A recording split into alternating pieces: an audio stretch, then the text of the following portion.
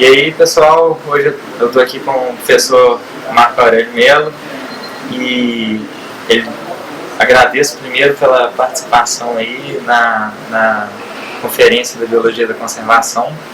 E a gente convidou o professor Marco Melo principalmente pela expertise que ele tem no assunto de método científico, mutualismo, rede de interações ecológicas. Então a gente vai tentar extrair um pouquinho desse conhecimento dele aqui hoje com algumas perguntas direcionadas.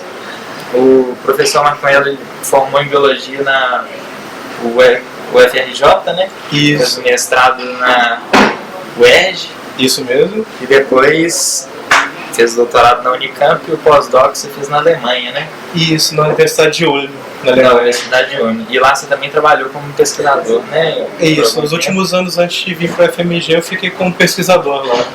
Certo. E hoje em dia, então, ele é professor aqui da Universidade Federal de Minas Gerais, onde ele chefia o laboratório de interações, de rede de interações. Além disso, ele é presidente da Sociedade Brasileira de Estudos para Quirópteros, né? É um dos grupos taxonômicos que ele mais trabalha, e ministra a disciplina de método científico aqui para a pós-graduação da UFMG. Então, professor, muito obrigado mesmo, um prazer aí. E para começar essa nossa conversa, eu queria saber assim, sobre a importância do método científico na hora de se criar projetos na área da biologia da conservação. A gente vê que muitos estudos eles começam sem ter um desenho interessante e às vezes acaba influenciando nos resultados, né? Então, fala um pouco qual é a importância do método científico mesmo para a execução de um trabalho de qualidade. Bom, antes de tudo, Lucas, obrigado pelo convite para participar dessa conferência. É um prazer colaborar com o projeto de vocês, que eu achei uma ótima iniciativa em biologia da conservação. E agora, com relação à sua pergunta do método científico, eu acho fundamental um projeto de pesquisa, tanto faz se é uma pesquisa de base ou uma pesquisa aplicada, é fundamental que o projeto tenha um método, um protocolo bem estabelecido. Eu concordo com você que realmente muitos projetos acabam naufragando porque eles não sabem direito aonde querem chegar. E eles também não definem direito de que maneira eles querem fazer essa trajetória até o objetivo deles. E aí que entra o método científico. Tanto no caso de uma pesquisa mais básica quanto de uma aplicada, o papel do método científico nessa hora é justamente fazer um alinhamento entre as expectativas do pesquisador e a realidade. Qualquer projeto parte sempre de uma idealização, de uma concepção que a pessoa faz sobre como uma parte da natureza ou da sociedade funciona. E aí depois, no decorrer do projeto, a ideia é que essa concepção seja contrastada com a realidade em si. Justamente desse embate entre expectativa e realidade é que surgem as interpretações. E isso vale para qualquer ciência e vale também para a biologia da conservação. Essa é a importância, então. Então, esse é um dos tópicos que você aborda na sua disciplina, né? Além disso, como ensinar as pessoas mesmo a importância do método científico?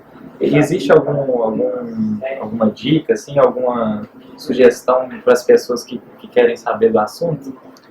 Realmente, eu abordo isso numa disciplina de pós-graduação chamada Método Científico, aqui no programa de Ecologia, Conservação e Manejo da Vida Silvestre, da FMG.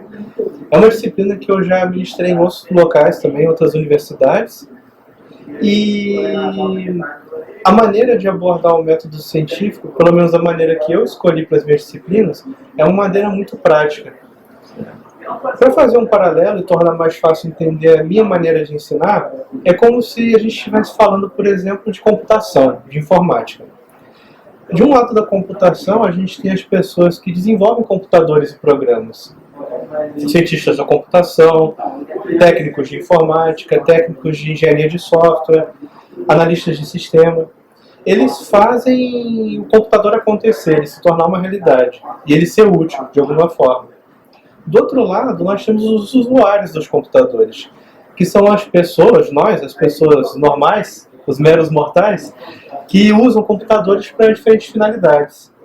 Então, por exemplo, se eu fosse criar um curso de informática, se alguém fosse criar um curso de informática, eu poderia criar um curso para quem quer desenvolver computadores e programas, ou um curso para quem quer usar computadores e programas. O meu curso de método científico é um curso feito por alguém que é um usuário. Eu sou, afinal de contas, um cientista e não um filósofo, e eu uso a filosofia da ciência, e aí dentro dela o método científico, como ferramenta de trabalho. Então é um curso voltado para ensinar as pessoas a usarem a filosofia da ciência. Dentro dela é a epistemologia, a teoria do conhecimento, a lógica também, de forma a tornar os projetos científicos mais bem estruturados e aumentar a chance deles terem sucesso. E aumentar também a eficiência na comunicação das descobertas. Legal. E entrando então mais na sua expertise, né, que é trabalhar com mutualismo, com redes de interações, define o tema um pouquinho para a gente, assim, o que é uma rede complexa, uma rede ecológica, fala um pouquinho da definição mesmo do que é o conceito. Bom, antes de definir o que é uma rede complexa em si, é importante a gente definir o que é complexidade. A complexidade é um fenômeno natural que envolve a montagem de sistemas.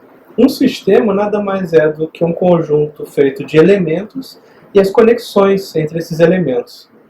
O que se supõe, então, na teoria da complexidade é que, ao você colocar determinados elementos juntos formando um sistema, surgem propriedades que não aparecem nos elementos em si, separadamente.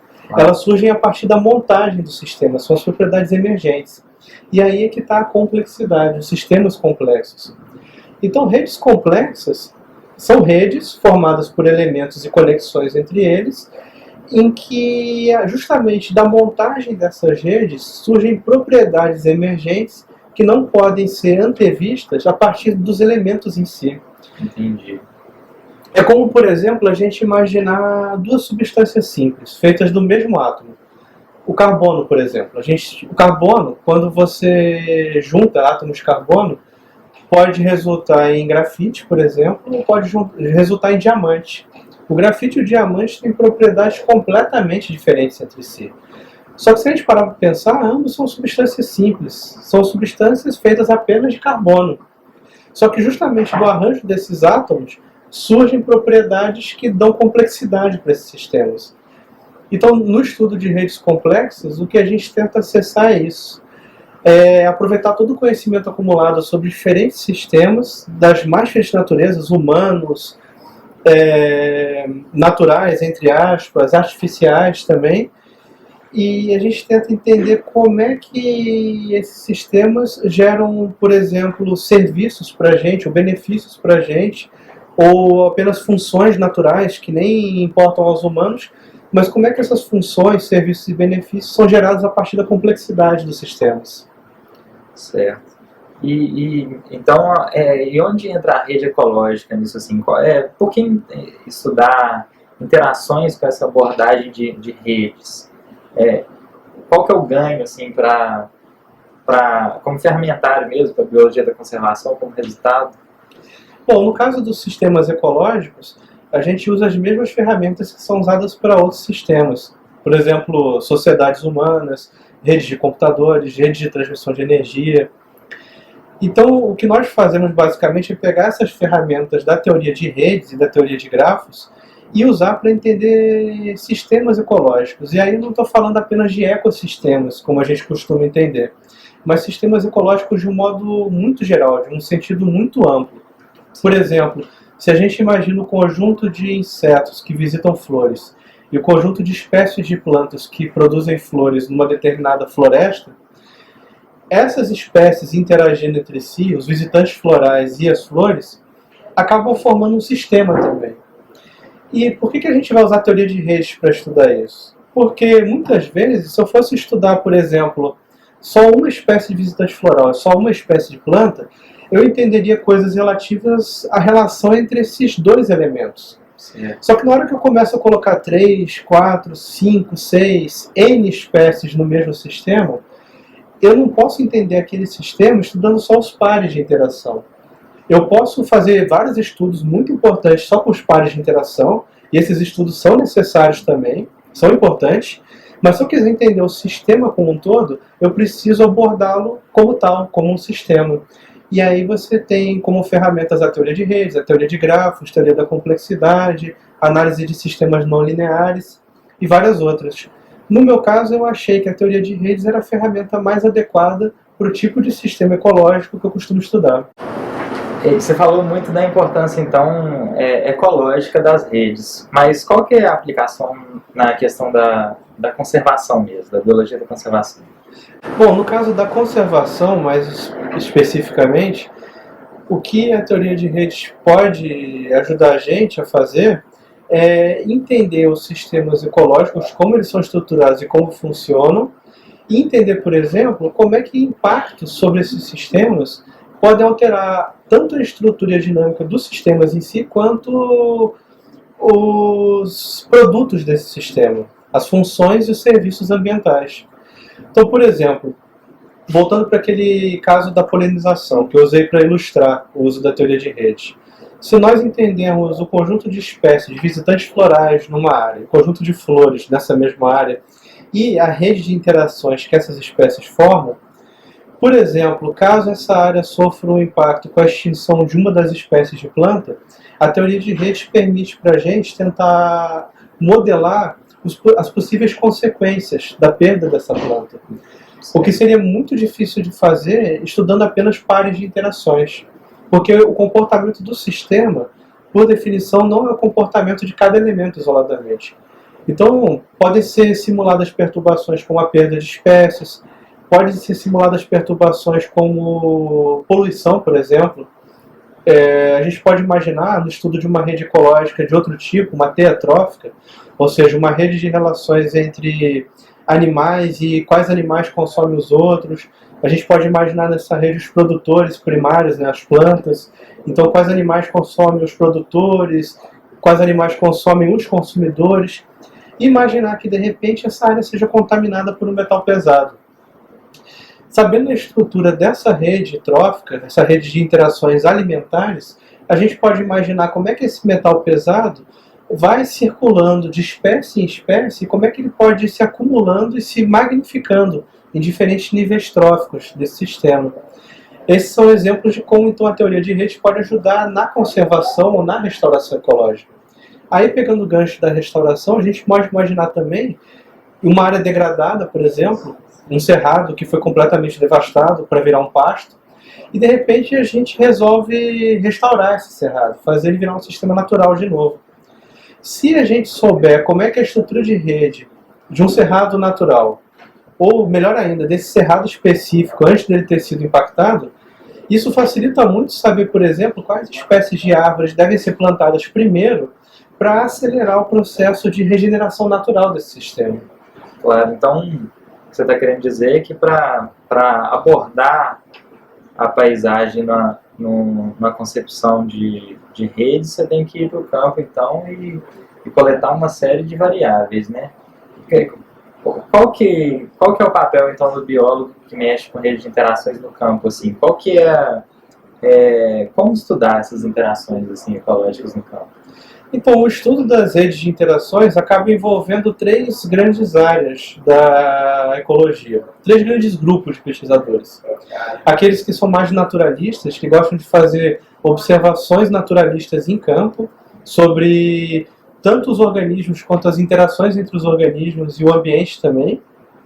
Um outro grupo seriam aqueles biólogos mais voltados a criar teorias sobre esses organismos e essas interações, biólogos mais teóricos, e aí pode ser teórico com uma abordagem matemática ou não, pode ser teóricos mais filosóficos também, e aqueles biólogos que gostam de fazer a ponte entre os naturalistas e os teóricos. Seriam aqueles com uma abordagem empírica mais orientada por hipóteses e teorias. Certo. Então, para você estudar redes de interações ou redes ecológicas de um modo geral, você pode estar num desses três grupos ou você pode circular entre esses grupos também.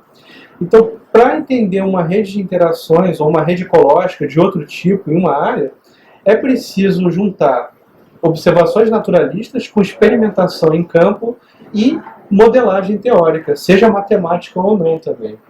Certo. E pensando nessa abordagem naturalista, assim, qual a importância do papel desse naturalista que está se extinguindo, né, na nossa profissão, e se ainda existe espaço mesmo para valoração do trabalho naturalista na área de rede de interações?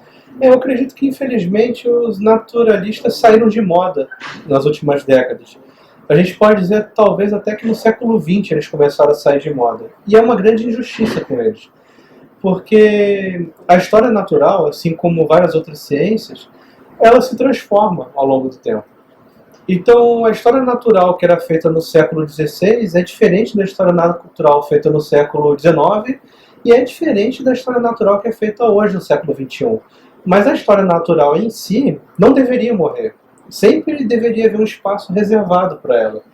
Porque a visão naturalista é aquela visão de você tentar entender os organismos, os ambientes e as interações em si.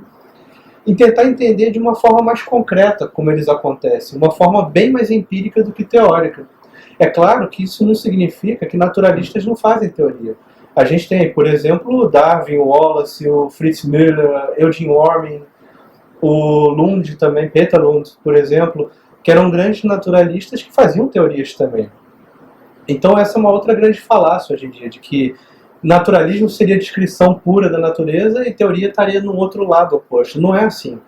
O naturalismo, se a gente quiser diferenciar ele da ecologia moderna, a diferença seria basicamente a seguinte: um naturalista ele é mais voltado a entender o que acontece em determinado organismo, ambiente ou interação em si, sem tentar generalizar normalmente para outras situações. Já um ecólogo moderno tenta entender fenômenos ecológicos e fenômenos biológicos de uma forma mais ampla, independente dos organismos ou ambientes em que eles ocorrem. Só que há uma área de sobreposição enorme entre naturalistas e ecólogos modernos, naturalistas modernos e ecólogos modernos. E ao invés de ficarem se digladiando e tentando ver qual é melhor do que o outro, seria muito melhor que eles trabalhassem em conjunto mais. Claro. E aí eu acho que ainda há espaço para o naturalismo hoje em dia, e esse espaço está aí, só que as pessoas precisam divulgar melhor esse espaço. Por exemplo, a gente pode pensar que existem revistas como o Journal of Natural History, estão aí, ou The American Naturalist, são revistas muito bem conceituadas e que publicam história natural hoje em dia. O que você não publica nessas revistas é descrição pura e simples, sem contextualização e sem justificativa. Mas a descrição pura e simples, sem contexto e sem justificativa, nem é história natural, na verdade. Exatamente. A história natural e a ecologia precisam da descrição, mas até a descrição precisa de um contexto e uma justificativa também. Bacana. E entrando num outro assunto, assim, qual que são os erros mais comuns cometidos por profissionais que trabalham com rede de interações? Existe algum erro assim, comum na comunidade que trabalha com esse assunto? Eu acho que os ecólogos e biólogos ou sociólogos que trabalham com redes complexas de um modo geral, eles cometem, é claro, erros que são inerentes a cada área. Por exemplo, se a gente pensar em ecologia de comunidades, existe uma série de vieses e limitações inerentes à ecologia de comunidade. Existem também vieses e limitações inerentes à ecologia de interações. Então, para não falar desses erros que são típicos de cada área, eu vou me concentrar em falar dos erros que são mais comuns aos ecólogos que tentam usar a teoria de redes no seu estudo. Certo.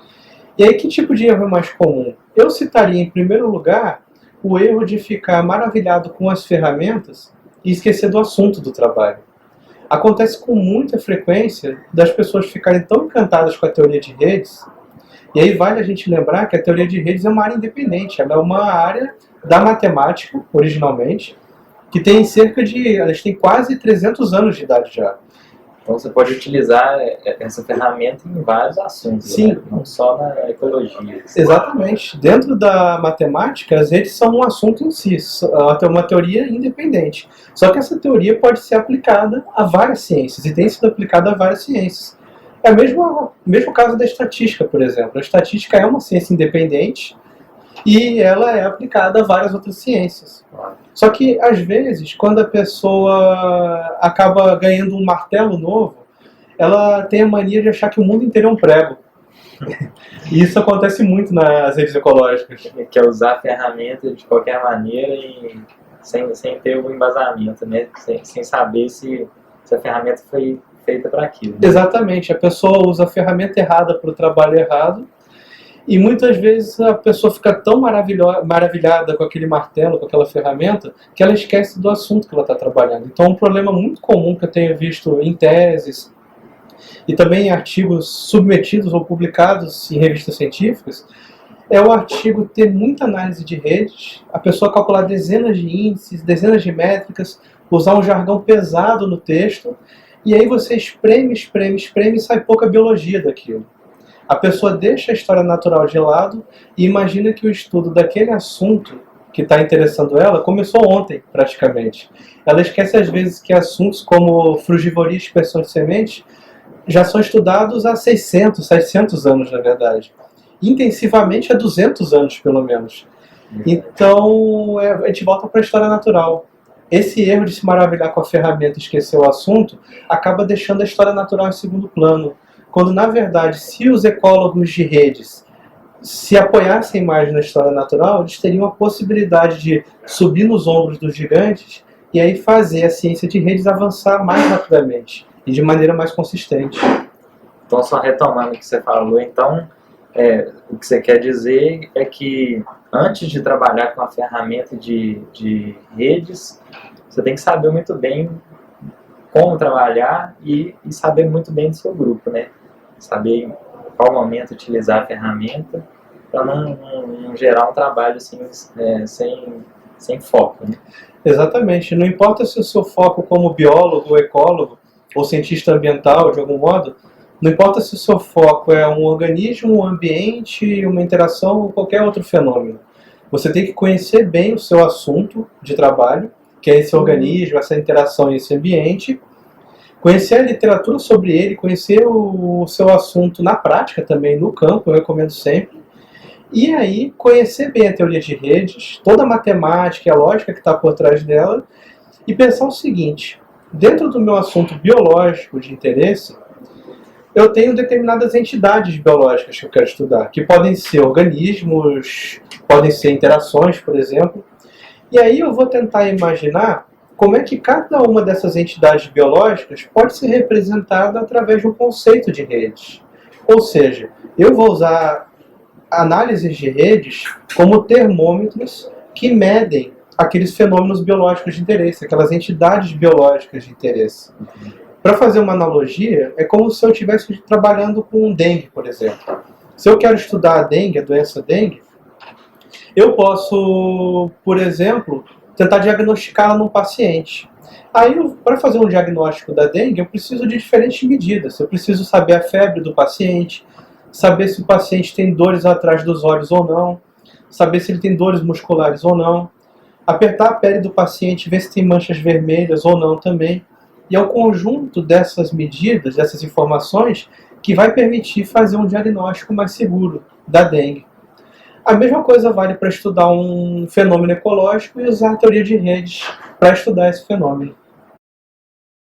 Bem, professor, depois de falar da importância toda de se utilizar essas ferramentas, como que a gente pode convencer as pessoas que a gente tem que usar essas abordagens sistêmicas para a conservação da natureza? Através de redes, através desse ferramentário que você falou. E como integrar esse conhecimento às políticas públicas mesmo? Como utilizar isso para a biologia da conservação?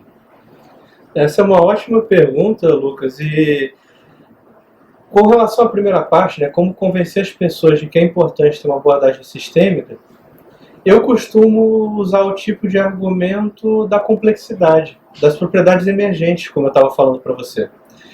A gente precisa imaginar que um cerrado, um campo rupestre, uma floresta, eles são muito maiores do que a soma das espécies que estão ali. É o típico caso em que a soma das partes é maior do que o todo. O todo é maior do que a soma das partes. Porque naquele campo rupestre, naquele cerrado, naquela floresta, as relações ecológicas e biológicas de um modo geral, dos organismos entre si e deles com o meio, gera uma complexidade gigantesca. E muitas vezes, quando a gente pensa na biologia da conservação focada só em um desses elementos, os resultados acabam não saindo como a gente esperava, porque a gente não levou em conta que aquele elemento do nosso interesse faz parte de um contexto muito maior. É claro que às vezes programas de conservação focados em uma espécie, por exemplo, no fundo, tem uma mentalidade de guarda-chuva, ou de bandeira, por exemplo. Aí é um outro caso, né? Você conserva, por exemplo, o mico-leão-dourado para conservar a rebio de Poço das Antas. É o caso de uma espécie bandeira e guarda-chuva ao mesmo tempo também.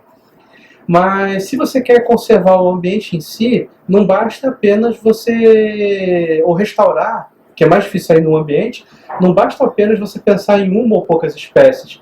Você tem que pensar justamente nessa teia de interações que forma um sistema. E aí, por exemplo, a gente costuma falar que, em biologia, né, que são as matas ciliares que mantêm os rios limpos e evitam o assoreamento, e mantêm a calha do rio no formato natural dela. Só que não basta dizer apenas isso. Para a gente dizer, por exemplo, qual a largura de uma mata ciliar que é necessária para manter um rio saudável, aí tem que entrar uma abordagem sistêmica. Para que, por exemplo, na hora de debater, no momento de mudança de código florestal, por exemplo, nós possamos falar de maneira precisa, de maneira cientificamente acurada, que 5 metros não são suficientes, por exemplo, ou que até 20 metros não são suficientes. Não basta simplesmente chegar num diálogo público, na hora, por exemplo, de fazer uma política pública, e dizer que mata ciliar é importante e ponto, e que a sociedade tem que engolir isso, e que o cientista é dono da verdade, e que todo mundo é obrigado a acreditar no cientista. A gente tem que imaginar que a defesa de uma ideia científica, seja dentro da academia ou fora da academia, como numa audiência pública, por exemplo, essa defesa da ideia científica funciona como um julgamento, um processo criminal. Você tem que ter um assunto de interesse bem definido, você tem que coletar evidências, você tem que amarrar essas evidências entre si através de teorias, e você tem que montar uma tese para apresentar o seu caso. É isso que a gente precisa fazer na hora de elaborar políticas públicas. É o que falta no treinamento dos ecólogos brasileiros e dos conservacionistas brasileiros. Muitas vezes a gente argumenta só com teses e hipóteses acadêmicas e não explica o meio do caminho para as pessoas. E aí a gente volta para a história do método científico. Para a gente integrar esse conhecimento ecológico e esse conhecimento sistêmico nas políticas públicas, nós precisamos deixar claro para as pessoas o método que foi usado para adquirir esse conhecimento. E aí deixa de ser simplesmente uma briga de torcidas, de falar que 5 é bom ou 20 é bom, no caso da largura de uma mata ciliar, e passa a ser um julgamento no tribunal. Passa a ser uma tese de acusação, uma tese de defesa, os fatos, a teoria que amarra os fatos, e aí a sociedade pode julgar no que ela quer apostar. E a gente não tem feito esse dever de casa. Os ecólogos brasileiros, principalmente, têm um treinamento muito acadêmico.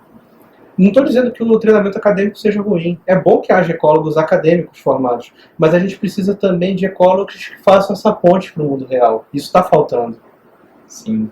E então isso cai muito no contexto dos empreendimentos, né, dos trabalhos de consultoria, que muitas vezes eles nem abordam a questão das redes, né, das interações entre as espécies. É um simples levantamento que às vezes não significa a coisa mais importante daquela região, né?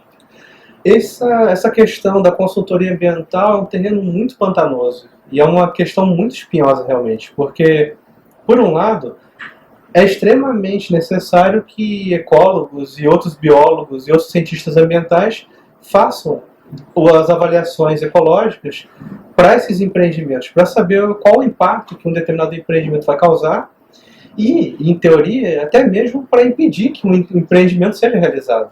Que é uma coisa que a gente vê acontecer pouco, na verdade, né? Várias análises ambientais são feitas, avaliações ecológicas rápidas ou avaliações ecológicas lentas, entre aspas, e no final das contas, raramente a gente vê um empreendimento ser barrado. E muitas vezes, só com base nas listas de espécies, que é o produto mais comum de uma consultoria ambiental, você acaba chovendo no molhado. você vai dizer, se essas espécies moram aqui e eu vou fazer uma represa nesse rio, e isso vai alagar milhares de quilômetros quadrados, no final das contas é óbvio que isso é um impacto. Você nem precisaria fazer aquele trabalho de consultoria para dizer. A construção daquela hidrelétrica vai impactar sim uma fauna e uma flora gigantescas e vai acabar com sistemas ecológicos inteiros. Toda essa malha de interações e todos esses serviços e funções ambientais que resultam dessa malha vão acabar quando o empreendimento for criado. O que está faltando para essa área de consultoria é justamente tentar uma abordagem mais sistêmica nessas horas e falar de forma mais concreta o que vai acontecer de fato. É óbvio que espécies vão ser perdidas. Daí a gente entra na questão, se essa perda de espécies é tolerável ou não, e até que ponto ela é tolerável ou não. Porque afinal de contas a gente precisa de alguns empreendimentos. Você precisa desenvolver algumas áreas do país, você precisa de agricultura, precisa de produção de energia, mas isso não pode ser feito de maneira indiscriminada. Nós precisamos de energia e alimentos e estradas e moradias, mas nós precisamos que a natureza esteja saudável. Porque se esses processos ecológicos forem completamente exterminados, no final das contas nós vamos viver uma crise gigantesca. Só que para os ecólogos poderem falar de que forma isso pode acontecer mais concretamente, é preciso que eles entendam esses sistemas como sistemas, e não como somas de partes. Certo. E uma coisa importante também é envolver a população como um todo nisso, né? Então, inclusive você tem até um site, né? Fala um pouquinho sobre essa sua parte de trabalho de divulgação científica relacionado com a biologia da conservação, com redes. O que você tem feito aí nessa área? Obrigado por me perguntar isso, Perino, porque realmente eu acho que o fator humano é imprescindível na biologia da conservação. Na verdade, o que separa um trabalho de conservação de verdade de um trabalho que se diz de conservação é justamente o fator humano. Eu acho que você estudar o ambiente, as espécies, as interações por si só é ecologia, não é conservação. Mesmo que você estude perdas de espécies, reintroduções, translocação, isso é ecologia. O que torna a ecologia conservação, ou seja, o que faz essa engenharia da ecologia nascer, eu considero a biologia da conservação uma espécie de engenharia da ecologia. O que faz ela nascer é o fator humano. E aí, então não existe conservação sem você também ter uma abordagem sociológica, uma abordagem política e uma abordagem econômica daquele problema ambiental. Eu tento fazer a minha parte nessa história através desses sites que você comentou. Eu trabalho em paralelo com pesquisa e ensino, eu trabalho muito com divulgação científica. Certo. O que eu faço não é educação em si nessa área, porque eu não trabalho diretamente com grades curriculares. Eu faço educação na universidade, nas matérias que eu leciono, e o que eu faço na internet é divulgação. Então, eu tento passar o conhecimento para outras áreas da academia e também para o público leigo. Eu faço isso, por exemplo, no site da Sociedade Brasileira para o Estudo de Quirópteros, a SBEC, né, que você mencionou no começo. E aí o nosso foco ali, o foco da diretoria da SBEC, das secretarias da SBEC, é divulgar conhecimentos ambientais sobre morcegos para facilitar a conservação dos morcegos e dos serviços ambientais que eles prestam para os humanos também. Um outro site que eu mantenho também é a Casa dos Morcegos, também sobre morcegos, e aí voltado para a biologia de morcegos de um modo geral. E o terceiro site é o Sobrevivendo na Ciência, que é um blog mais acadêmico em que eu tento digerir um pouco desses problemas da academia para cientistas que estão começando aí a carreira acadêmica. E às vezes eu falo para o público leigo ali também naquele site, tentando desmistificar um pouco de como a academia funciona. Legal, professor Marco. Agora, então, fala um pouco sobre a trajetória nessa expertise que você escolheu na carreira acadêmica. Você é biólogo de formação, e quando você começou a ver as redes de interações, de mutualismo, como uma possibilidade de carreira acadêmica? Bom, eu comecei na biologia, né, no curso de Ciências Biológicas da UFRJ em 96 ainda. E eu sempre me interessei por biologia, desde que eu era pequeno. É uma paixão que vem de criança mesmo. E aí, logo no segundo período do curso de biologia, apareceu a oportunidade de fazer um estágio com morcegos. Era um estágio sob orientação do professor Fernando Fernandes, lá da UFRJ. E ele abriu a primeira porta para eu entrar no mundo da ciência. Eu sou muito grato a ele por isso. E nesse estágio, então, eu tive contato com morcegos na prática, no campo, né, e vendo como é que eles eram em museu também. Me apaixonei pelo grupo e trabalho com morcegos até hoje. Nessa caminhada aí de fazer a graduação, depois o mestrado e doutorado, eu fui me interessando principalmente pelas relações entre os morcegos e plantas. E mais especificamente, o meu primeiro interesse foi a dispersão de sementes por morcegos.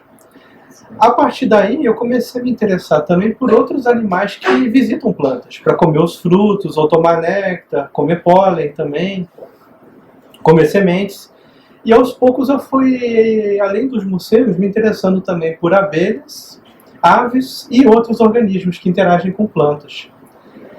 Aí, por volta de 2003, mais ou menos, que eu ainda estava no doutorado, no meio do doutorado, eu fiz um curso de campo, o curso de frugivoria e dispersão de sementes, que é organizado pela Unesp e a Unicamp, e nele tinha o professor Pedro Rordano, da Espanha. E nesse curso ele deu uma aula maravilhosa sobre redes ecológicas. E eu fiquei fascinado com o assunto das redes complexas de um modo geral, redes ecológicas, redes de interação, e decidi que eu queria trabalhar com aquilo de alguma forma. Só que o assunto era muito complicado, eu não conseguia penetrar na literatura, que tinha um jargão muito hermético, muita matemática, e fiquei com a ideia em stand-by. Até que em 2007, o professor Paulo Guimarães, lá da USP, foi na universidade onde eu trabalhava e deu um curso rápido sobre redes ecológicas. E esse curso que o professor Paulo deu foi como uma espécie de pontapé inicial na área. A partir daquela digestão que ele fez do assunto, ficou muito mais fácil estudar por conta própria. Então, a partir de 2007, eu comecei a estudar essas interações ecológicas com uma abordagem de redes e teoria da complexidade, e não parei desde então.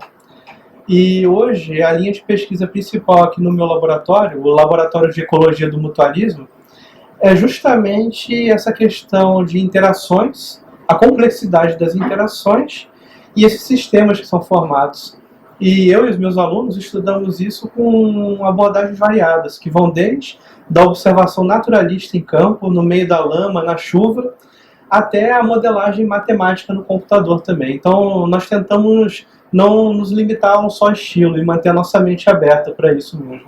E vários grupos taxonômicos também, né? Hoje em dia, não é, seus alunos, suas linhas de pesquisa não se restringem a morcegos. As linhas de pesquisa aqui do laboratório variam e depende do aluno, né, da tese que cada aluno está fazendo, mas tem alunos estudando morcegos, tem alunos estudando aves, tem alunos estudando abelhas e alunos estudando formigas também. E as abelhas, as aves, eu já descobri que eles existem há mais tempo, mas as formigas eu descobri só mais recentemente que elas existem e acabei me apaixonando pelo grupo também, muito por influência do professor Frederico Neves, nosso colega de laboratório aqui, e também muito por influência da Fernanda Costa, uma aluna minha de doutorado, que eu compartilho com o professor Fred, né, ele é o orientador principal dela. Então hoje em dia eu tenho me aventurado no mundo das formigas também, bem devagarzinho. Legal. E para as pessoas que gostam desse assunto ou que já executam algum trabalho de redes, né, ou tem interesse de começar a seguir essa carreira de tentar um mestrado, tentar um doutorado na área, existem algumas dicas, algumas sugestões de literatura, principalmente?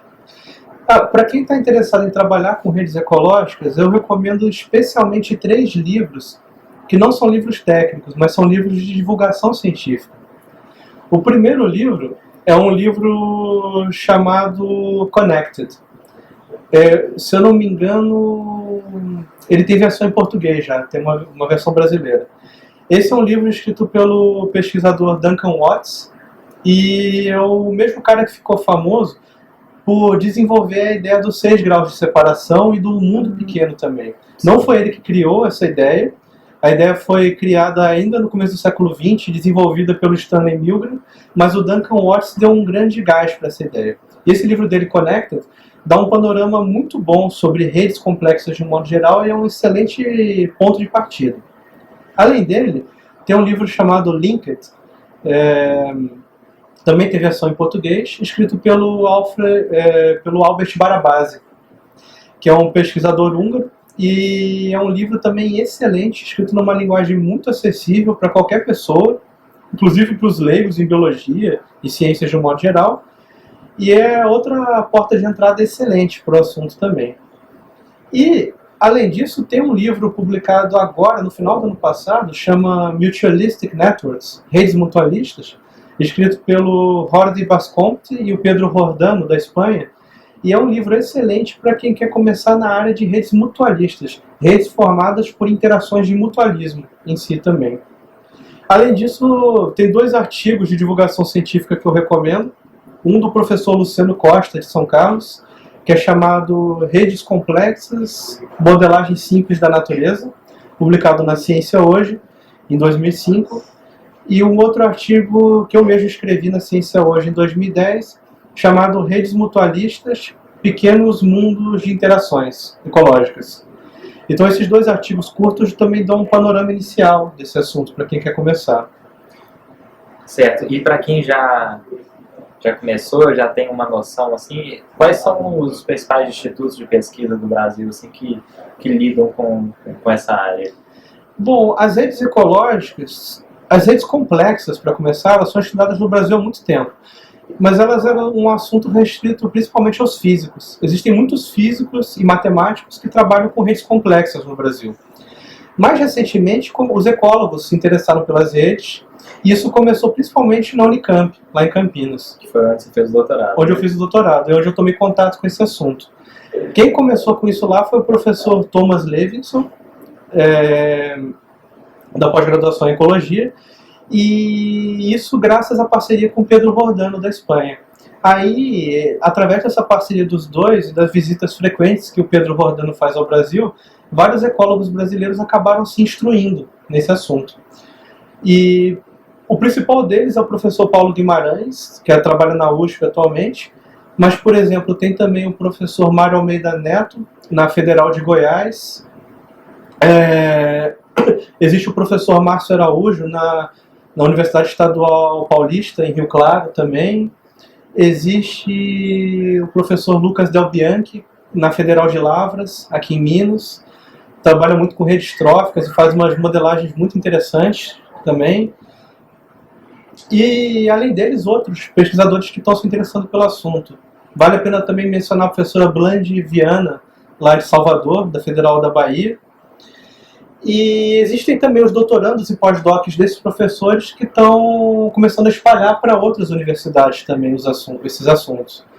E eu citaria principalmente aí a pós-doc Cibele Belay, lá em Maringá, no Sul, que ela é uma pessoa que é muito promissora nesse assunto e também está nucleando lá no Sul o tema das redes ecológicas.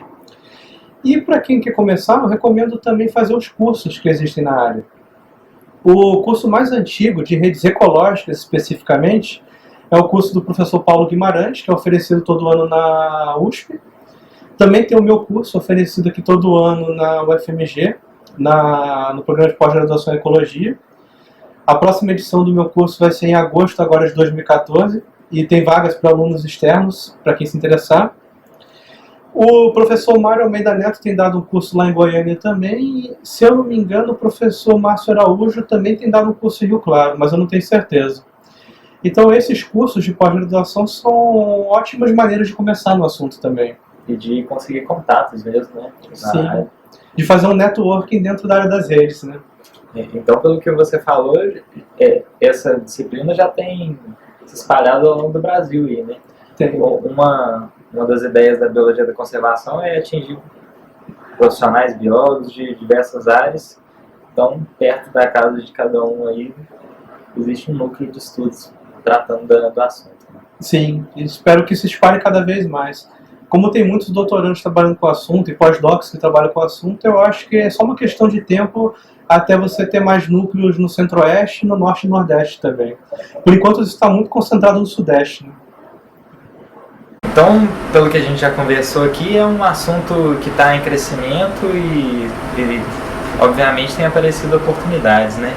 Então, diz aí um pouco sobre, primeiro, os desafios dessa disciplina e depois oportunidades na área para quem quer trabalhar com o assunto. Bom, no caso das redes ecológicas, O maior desafio, eu creio, do ponto de vista dos biólogos, é a matemática envolvida. As pessoas que se interessam por redes, independente da abordagem que elas vão dar para o trabalho depois, precisam ser minimamente alfabetizadas em matemática. Você precisa saber um pouco de álgebra de matrizes, álgebra linear, para entender um pouco mais a fundo os índices e as análises que são feitas. Eu não recomendo, e aí eu gosto de frisar bem isso, eu não recomendo que uma pessoa que tem aversão à matemática, ou seja, completamente analfabeta em matemática, comece a estudar redes. Primeiro precisa de uma basezinha inicial.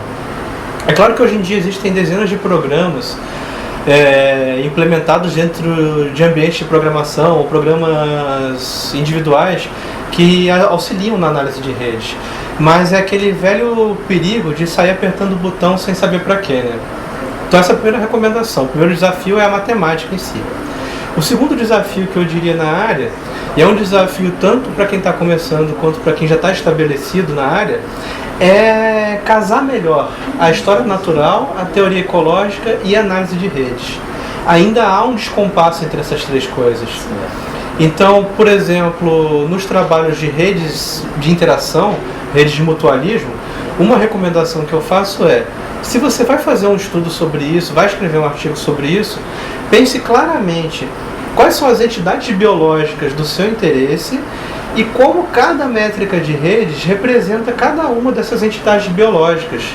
Não façam um monte de análises para depois tentar achar o sentido biológico da análise. Pense primeiro no biológico e na representação através de redes. É dessa ponte, quando ela é bem feita, que vai surgir uma melhor integração de história natural, teoria ecológica e análise de redes. Certo. E oportunidades na área, assim? Eu acho que há muitas oportunidades. Além desses cursos aqui no Brasil, que eu mencionei para você, existem vários cursos no exterior. Vai ter um curso agora no segundo semestre no México, no Instituto de Ecologia, em Jalapa. Vai ter um curso daqui a uns 2 ou 3 meses na Espanha também, se não me engano. Na Alemanha toda hora tem cursos, na Inglaterra também. Então tem muitas oportunidades de treinamento, de formação. E além disso existe muita oportunidade de estudo. Vamos parar para pensar o seguinte, teoria de redes e teoria de grafos, elas têm cerca de 300 anos na física, na matemática. Em aplicação ecológica, elas têm pelo menos 130 anos. O primeiro trabalho que usou uma análise de redes, pelo menos uma abordagem de redes em ecologia, é de 1880. Era uma teatrófica de um lago na Itália, feita pelo Camerano. E desses 130 anos para cá, houve vários ciclos de interesse e desinteresse pelas redes em ecologia. Atualmente a gente vive mais ou menos a quarta moda de redes. Teve a moda que começou no século XIX, teve uma moda nos anos 30 e 40, teve uma moda nos anos 70 e 80 e agora tem uma moda que começou nos anos 2000. Qual a diferença dessa moda para as anteriores? É que nas anteriores as pessoas estudaram principalmente relações alimentares, no sentido de predação e consumo. Depois as pessoas estudaram redes espaciais, por exemplo, redes biogeográficas, com abordagem de biogeografia de ilhas também associada, redes espaciais de um modo geral. E a partir dos anos 2000 as pessoas começaram a estudar mais o mutualismo.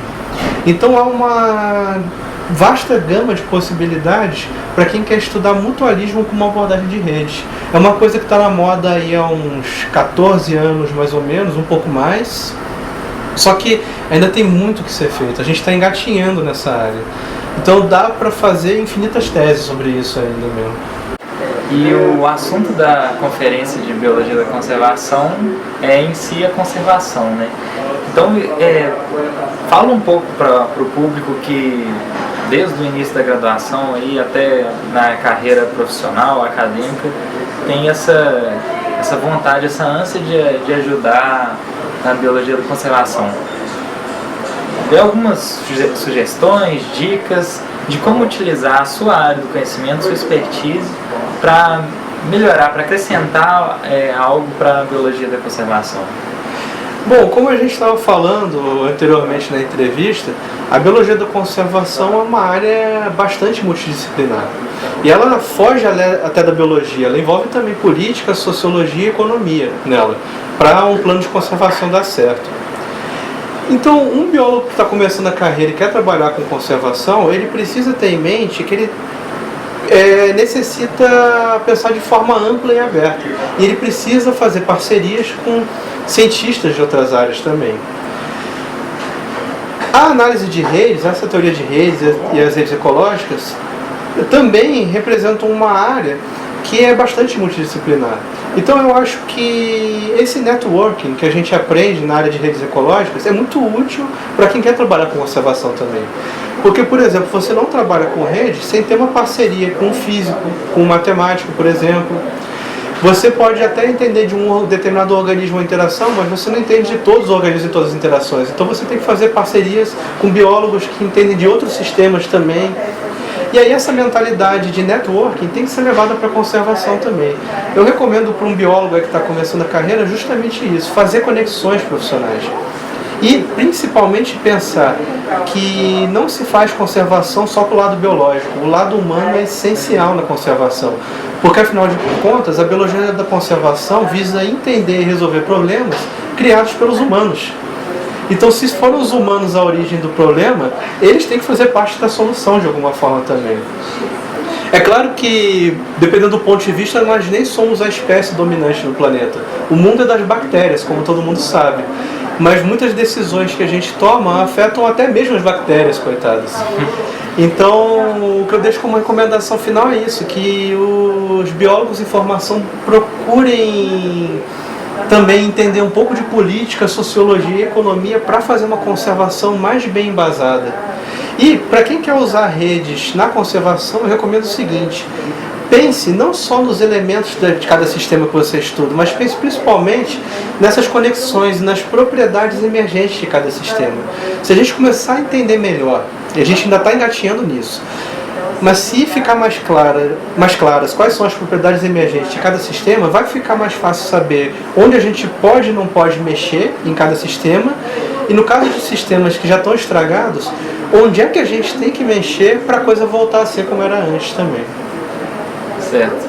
Professor, agradeço novamente aí pela participação. Eu acho que foi bem esclarecedora nesse ponto de vista de mutualismo de redes. E o pessoal vai gostar muito aí do produto relacionado à biologia da conservação.